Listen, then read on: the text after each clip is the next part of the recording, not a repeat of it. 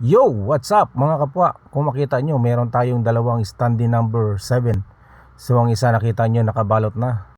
Magpapaalam na yan sa kanyang kambal 7 dahil dadalhin na natin yan siya sa kanyang amo.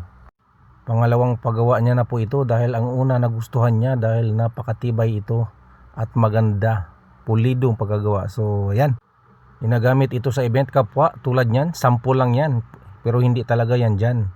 So ano pa hinihintay natin? Tara, let's go! So yun, nandito na tayo sa paghahatira natin. Mabilisan lang to mga kapwa.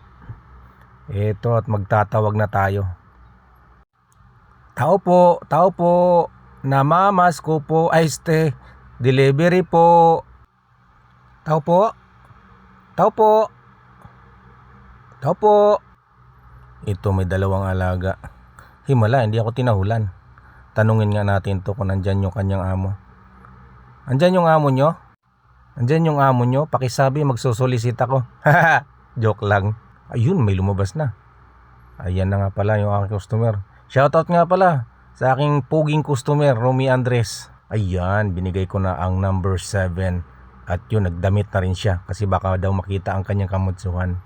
Ayun, pugi daw ako. Ay, ang ganda daw ng gawa ko. So maraming salamat kuya. Sa susunod ulit. Sheesh!